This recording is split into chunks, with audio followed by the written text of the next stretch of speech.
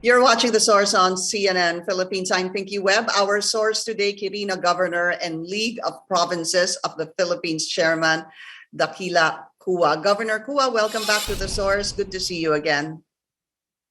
Good to see you, Pinky. Magandang umaga na ibang nabigat sa lahat ng nanonood.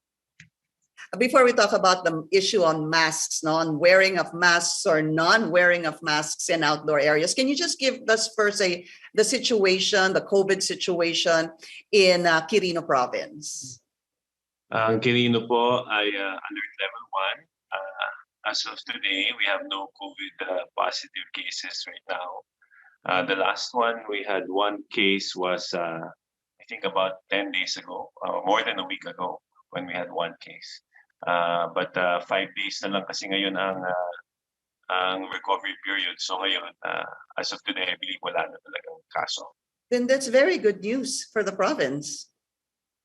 Yeah, thank you. Thanks to the Almighty and to the hard work of our frontliners. We've been managing. Okay. Yeah, because what's happening is apparently there's a bit of an increase in the positivity rate in some areas, even in Metro Manila. So it's good to know that in Quirino Province, the last one was actually your last case, which is just one case, was, I think you said 10 days ago. Okay, so you would say everything is under control in terms of COVID in your province? I don't want to preempt anything, but hopefully it remains that way. Now, let's talk about this face mask policy. I did read, Governor, that you're also considering, thinking about it, seeing it as a possible option to make the wearing of face mask outdoors optional. Please tell us more about this. Yeah, Pinky, I just thought about it together with our experts in the province. Pinag-uusapan lang naman casually. And we were noticing kasi that maybe it's time to think about having a little more dimension and depth in the wearing a face mask policy. It's not identical to what Cebu has been proposing, but for us, at least nakikita namin na when you go to open spaces, kasi Quirino is not an urban area, so maraming open spaces, maraming fields, maraming parks. So, and it's not heavily congested. So kung nandoon, parang it feels very, very safe. And we've also seen some CDC reports that in open spaces, even when you walk past another person, the risk is very low and it's really safe naman to be without a mask. So we're trying to anchor and studying further on that idea. Granted that we expect or we know that by September this year, the state of public health emergency declaration of President Duterte will either expire or be renewed by the next president.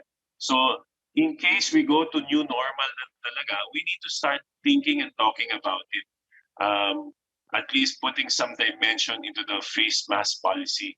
And one gradual shift that we thought about is yung outdoors nga. With the exception, again, looking at CDC, ang ginawa ng CDC in public conveyances. So yung mga pilahan sa mga public transportation, required pa rin daw po according to CDC, no? Tapos sa mga palengke, maaring i-require pa rin natin. Sa mga large sports events, yung crowds that will gather around it, maaring i-require pa rin natin. Yun lang siguro yung talagang very sparse yung population or yung crowd or wala talagang crowd na nasa outdoors ka, baka doon kami maging mas lenient. So yun ang pinag-iisipan namin as of now, Pinky. Opo. It doesn't seem far from the resolution from Cebu Governor Gwen Garcia, because she's also saying that wearing a face mask outdoors is optional. But anyway, let's stick to Quirino. When do you plan to do this? I know you're saying you're already talking to experts regarding this, but with a qualifier, no, it's good to note that, sir, that optional na, pwede nang hindi mag-face mask sa labas para pumalinaw. Pero pag nasa labas ka o outdoor ka, pero medyo matao yung lugar, such as pumipila ka para sa transportation o nasa palengke ka, may posibilidad na magtabi-tabi kayo o nanonood kayo ng event outdoor na magkakatabi kayo. Yun ang sinasabing yung kailangan pa mag-face mask. Tama ho ba yun, Governor? Yes, yun yung aming pinag-aaralan ng gradual shift. Pero sa tingin namin, Ma'am Pinky, sa Quirino, we will follow the IATF guidelines kasi in fact we are requesting nga sana yung IATF will lead the generation of data and the pooling of experts to help us with this analysis so that maging mas scientific talaga yung approach dito. Yun lang nakikita namin na as we open up tourism as well in our province, as we introduce activities, different activities like wakeboarding, paragliding, spelunking, mountain climbing, we would like to have that to afford our tourists that flexibility as long as it's not crowded nga. Right, right. But are you planning to implement this, number one? When are you planning to implement this? And number two, will you seek the advice, the approval of the IATF? Yeah, definitely. I would approach the IATF. In fact, I would appreciate very much if the IATF could help us link up with their experts as well. Naniniwala kami na yung data should be science. The data and the science should be the guiding principles of this decision. Nakikita lang kasi namin na-observe namin yung sitwasyon at nakikita kami ng opportunities wherein people may be safe despite not wearing masks in situations outdoors. So yun po ang nakikita namin parang next step sa evolution ng policy sa aming probinsya.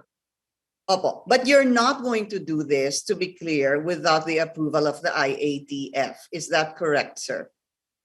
Yeah. We're not considering that. But we are expecting kasi, knowing that the state of public health emergency declared by the President is about to expire in September, baka malapit-lapit na rin na mangyari ito.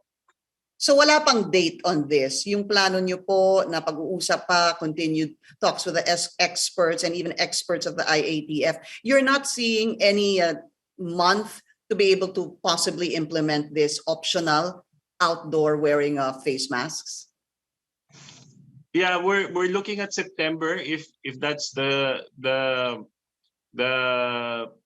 expiration date that will expire, the state of emergency will expire.